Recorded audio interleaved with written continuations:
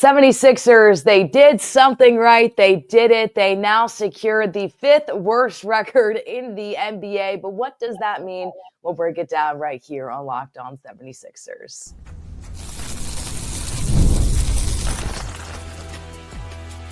You are Locked On 76ers, your daily Philadelphia 76ers podcast, part of the Locked On Podcast Network, your team every day. Welcome into Locked On 76ers. We're your host, Keith Pompey, 76ers beat writer. I'm Kayla Santiago, sideline reporter for the Delaware Blue Coats, the NBA G League affiliate of the Philadelphia 76ers. If you're watching us on YouTube or wherever you listen to your podcast, make sure to like, comment, subscribe. You can also check us out at our free daily newsletter on LockedOnDaily.com. So a lot to break down here in tonight's episode, but this is huge. The 76ers, Keith, they do what they needed to do. But this doesn't mean they have the top 5 overall pick going into that lottery, though. Nah, it doesn't. It doesn't. But hey, you know what? They have a 63.9% chance of keeping their top 6 pick in the draft, right? So, but when the lottery comes, you know, what this means is they'll have the fifth most lottery balls for the lottery. But it also gives them a 10% chance, which isn't a lot, but a 10% chance to get Cooper FLAGG at number 1 pick. So, but you know what? I'm going to commend the Sixers for tanking to get it.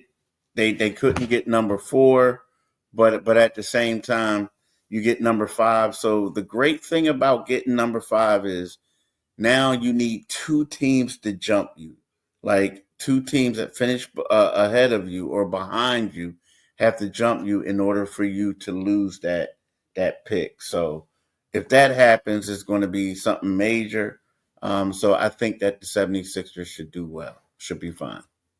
And it's huge because when you looked at the Pelicans' schedule, that was the team that was in 4th above the 76ers in the reverse standings. It was really hard to look at that and say the Pelicans are going to drop because they had such a hard schedule. They finished off with the Thunder. They finished off with a lot of tough teams, and they just were not going to win those games. The 76ers, though, they took care of business. And it's funny because a lot of the times when you talk about controlling your own destiny, that could mean, oh, you're controlling it to stay in that 7th spot in the play-in tournament. You're controlling it to make sure you don't drop into the play-in tournament. But Keith, this was for the opposite of that. It was to control their own destiny to be able to get where they needed to go. I was a little bit nervous at halftime. It was 66-60, but then the Hawks at the end of the 3rd quarter, you know, they decide to play 2 big threes. They take over in the 4th. Philadelphia falls 124-110. So they had me in the first half there, but in the second half, the Hawks coming alive, do what they needed to do. And at the end of the day, the 76ers controlled what they could, and they ended up exactly where they needed to be. And this is important for their future as well,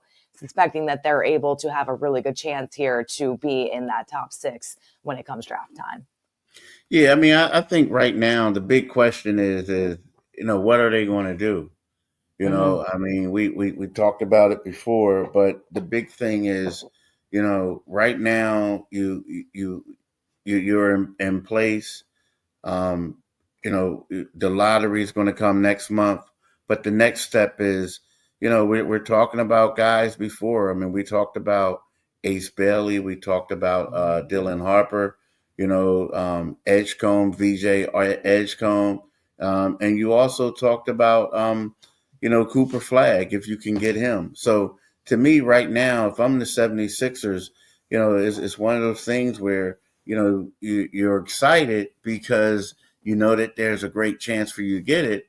But now you have an opportunity to say, hey, I'm going to try to sign a young talent who can play next to Tyrese Maxey that we can develop.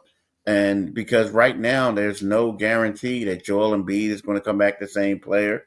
There's no guarantee that Paul George is going to find the fountain of youth, right? So with that being said, it's like if you're the Sixers, you know, you basically accomplished your goal thus far. So now it's just all up to the lottery balls. And then secondly, outside of that is one of those things where, you know what, I'm going to be on the phone if I'm the 76ers and seeing who do teams want. You know what I mean? Who do they want? What type of players do they want? and see, what are they willing to give up for that pick. So, you know what? I mean, I'm not saying I'm going to just give it away, but at the same time, I'm going to ask teams and talk to teams to see what they're willing to give up for that pick. That's a really good point you bring up because this draft is really, really talented. And I know the headlines have been Cooper Flag, but there's some really good players that you look at in that top 1 through 10. Honestly, if you're looking at it, depending where you're at from that point of view, whether it's a center position, whether it's the guard. We talked about some centers. For Philadelphia, you're not going to go out that high to draft a backup center, but you never know. So another team could see that there's that center still on the board and call up and say, hey, what are we trying to negotiate here? What's going to go through there? I would like to see the 76ers keep the pick because I think that this draft class is really talented, and I think that they need to start bringing in youth, a little bit of homegrown youth, and develop that because year after year, we see them trying to bring in veterans to fulfill Paul George and Joel Embiid and Tyrese Maxey, and before it was James Harden and Joel Embiid, and before that too. I think that this could be important for the 76ers to keep this pick, draft well, because if Joel Embiid doesn't come back the same dominant player that we're used to seeing him be, now you start to turn the tides to Tyrese Maxey's team, and he could definitely be beneficial of bringing in a young guy that can play alongside him. Yeah, the only thing that they have to do is if you bring in a young guy, you have to give him the ball. Yes. You can't bring in a young guy and say, hey, go over in the corner and you're going to be the fourth option because you're basically destroying his development, right? You need to get that guy ready and you need to play him. So, that's the thing. If that's what they're going to do, then do it the right way. Don't do it having someone who you feel like who's a lottery pick or a top 5 pick who you want to turn into a role player. That's not going to work. And I think the one positive of that is you saw what Jared McCain could do, even with the stacked 76ers lineup. But the negative is you saw Paul George also stay in the corner this past season. So you don't know how they're going to play them. But yeah, you absolutely need to figure out how to work the ball around, how the scoring is going to work, how you're going to spread that out, who you're going to keep from this season to next season that can help out your team. But the avenue that this team is going down is it's getting younger. You're bringing some younger talent in compared to what we saw this past season, trying to just filter in those vets with the Joel Embiid, Paul George, and Tyrese Maxey. So we will wait and see, but I'm really excited. It's about to get real interesting to see where the 76ers end up, but they did what they needed to do, falling to the Hawks 124-110. But some players having really big games we've talked about before. Some players we haven't talked about so much that we've seen in the gym. We're waiting to kind of pop off, and well, they did just that. So we will talk about that in just a moment right here on Locked On 76ers.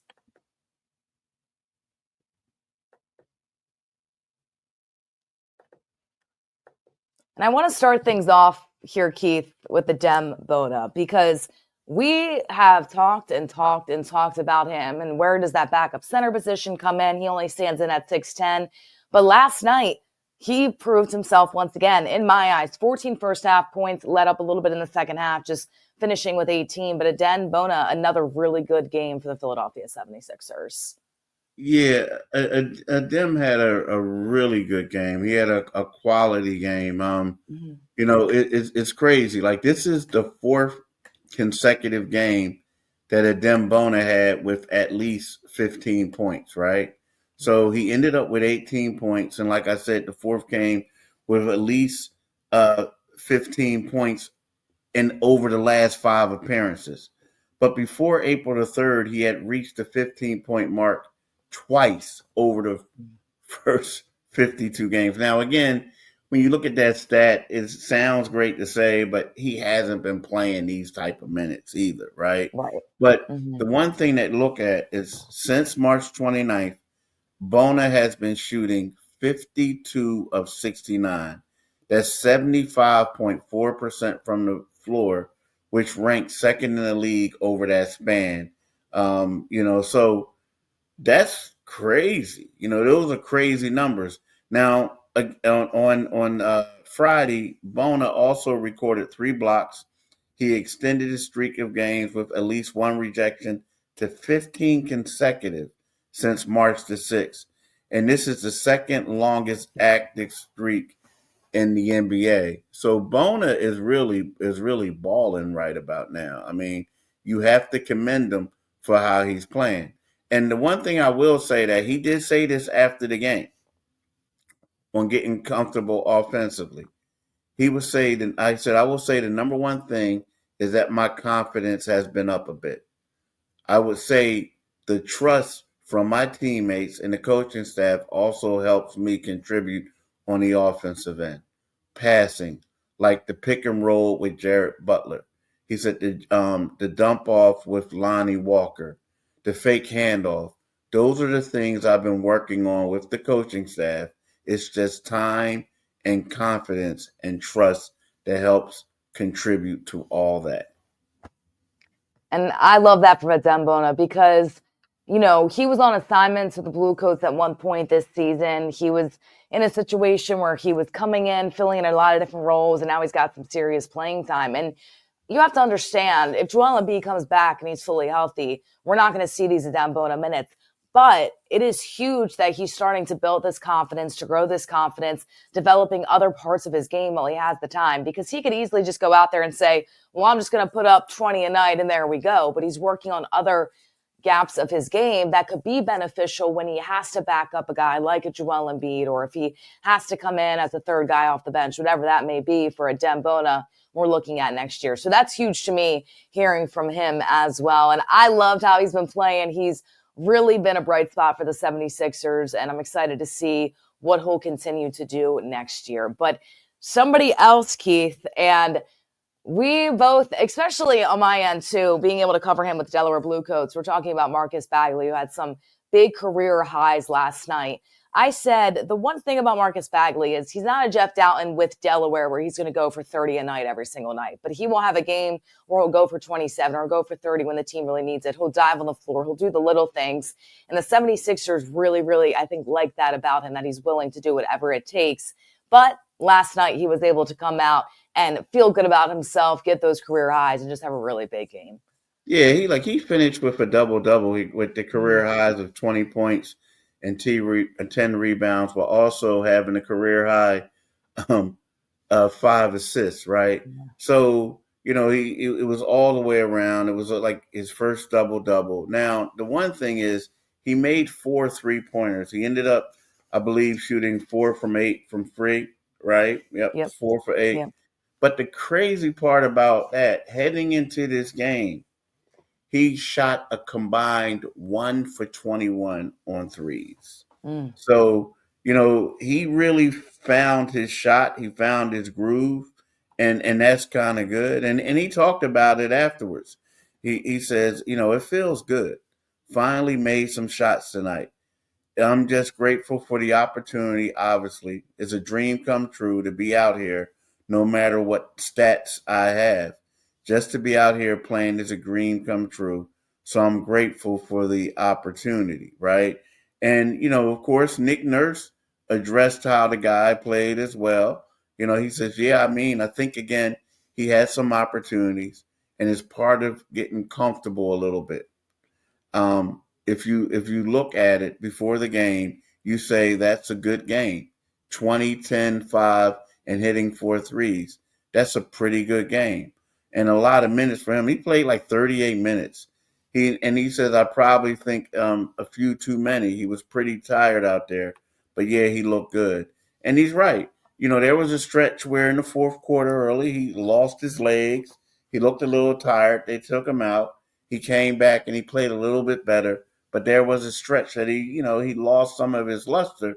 But at the same time, you realize it was just because he was tired. And Marcus Bagley, a huge game there. And that's big for him as well, because we've touched on it consistently of the auditions and the interviews that you're kind of having at this point of the season. So when Nick Nurse sees somebody like Bagley, who wasn't shooting well from 3 and then has a good game, has some career highs, like, okay, he's starting to get in the groove, a little bit of the NBA game. He's showing us what he can do. And they still have one more game left to show a little bit of that off too. But one player wasting no time after the game, or I should say one opposing team wasting no time after the game. We will talk about Colin Castleton in just a few moments right here on Locked On 76ers.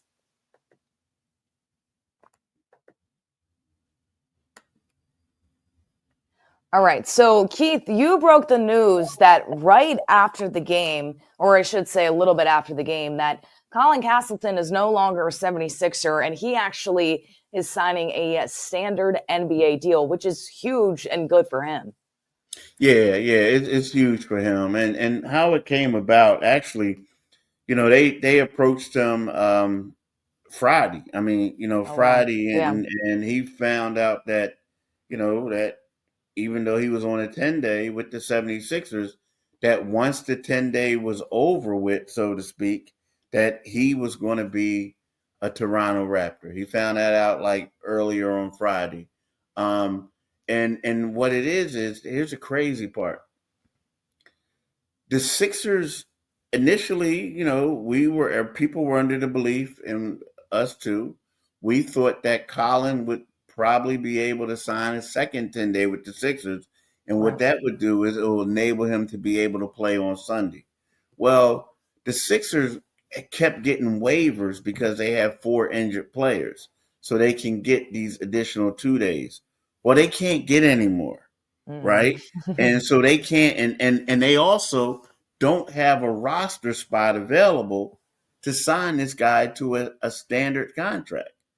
With that being said, any other team could pick him up. And even though he already had 10 days with the Toronto Raptors, the Raptors pounced at the opportunity. They waived somebody, a couple of days ago, and they pounced at the opportunity to sign this guy to a multi-year deal. Now, what it is he'll get paid for this game on Sunday. And then what happens is he'll remain with the team. He'll play with them in summer league, the whole nine, and then he'll have another year next season. So you know what? He's excited about the opportunity.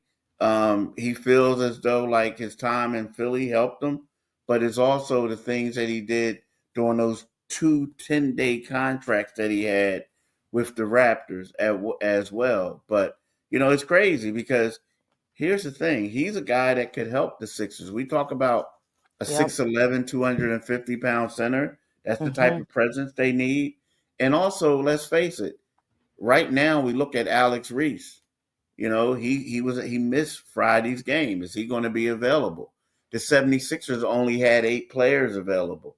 So now Jeff Doughton can't play Hmm. and Castleton is leaving, so that leaves them with 6. So now that means some of the guys who didn't play, like Quentin Grimes, uh, Justin Edwards, maybe Yabusele, these are people who are going to have to play in the final game of the season just because they need able bodies.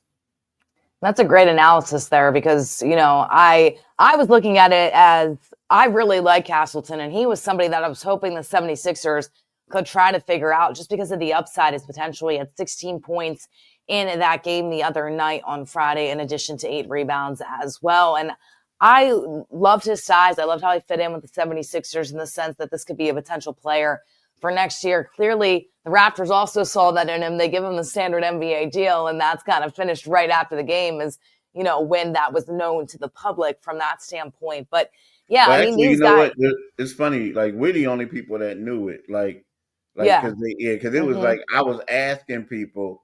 Well, right, and someone said to me, "Hey, he's leaving." So it wasn't even like known to the public. Like other people. I mean, from the tweet to tweet, but a yeah, lot from the of other tweet from you, reporters yeah. didn't. Well, I mean, but a lot of when I like tweeted it out and all that other stuff, a lot of the other reporters did not know anything about it at all. Yeah. They thought he was possibly coming back. No one knew that he had agreed to a deal to go to Toronto. So in a way, it was like broken, but nobody knew it. No one knew it. Yeah, we got the insider Keith Pompey here, and that's why we love him on Locked On 76ers. No, I mean, that's great stuff from your end, too, and just being able to get that out there and people, because the thing is, too, not only were those reporters thinking maybe we'll come back with the 76ers, but it seemed like the Sixers liked them, too, and then all of a sudden, this kind of happens and comes up. But I did think Castleton was going to get looked at, and this is what these last few games represent. It's not just players that might be with the 76ers next season that could represent some potential. It's other teams on the outside looking in also saying, okay, maybe he could fit in. Let's throw him a standard NBA deal before anybody else does. So that's what Castleton was able to get from that standpoint too. And I'm interested to see on Sunday, you look at Quentin Grimes, possibly Justin Edwards. And I think the biggest conversation surrounding those guys is they have been out listed as injured. And you don't want those guys to get injured in the last game of the season. You want those guys to be A-okay, but they're going to have to play. They're going to have to play in the season finale here, Keith. Yeah, I mean, that's the thing. I mean, we'll find out definitely, but yeah, it all looks that way, right? I mean, they're going to have to. Like, my thing is, I was always thinking that maybe Jeff Doughton wouldn't play today. I would do it, but then all of a sudden these other guys don't play, and now he has to, because you feel like right now all the seeds for the most part are basically clinched, right? So like the top 8. So this game means nothing to the Sixers. It means nothing to the Chicago Bulls, and I felt like for a guy like Jeff Doughton, this would have been a great game. Talking about Sunday's game, would have been a great game to showcase himself again. And now he's going to be sitting there watching. You know what I mean? So now, Hood Schifino, he should be okay. But outside of that, you look at it, you're like, well, this was supposed to be Jeff Doughton's game as well, but he can't play. And that's crazy.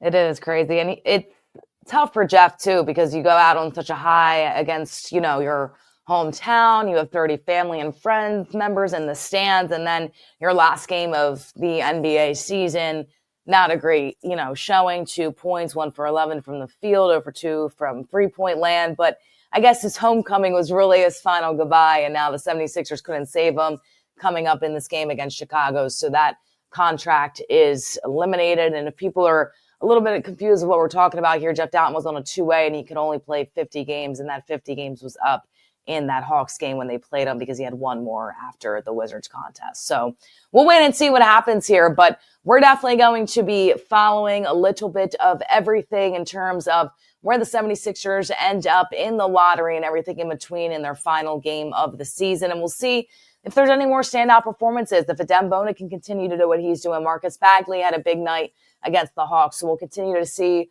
who can show up and show out in these games as well. Keith, season's about to wrap up here, and it's been a tough one for the 76ers, but at least, hey, they did what they needed to do, and they ended it on a high note, which was a loss, which is exactly what they needed to do. Yeah, it was great for them, right? Great. It was great.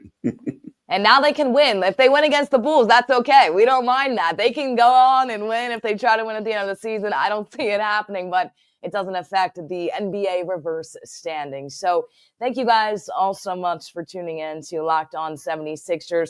And before we send things off, we know the playoffs are out of reach for the 76ers, but stay updated on all the offseason news, draft coverage, and expert analysis by subscribing to Locked On 76ers newsletter. Plus, you could win big by subscribing. Subscribe between April 7th and April 30th for a chance to win one of these amazing prizes, a $2,500 Best Buy gift card to upgrade your sports cave, a $300 Game Time gift card, and a $200 Fanatics gift card. Get exclusive insights into free agency, draft coverage. You heard it here, too, that Keith Pompey was the only one that knew the news, and in the sense of also tweeted it out, and then the other reporters were able to get onto it with Castleton. Those are the things that we'll be talking about in the newsletter and writing about as well, so you'll want to check it out.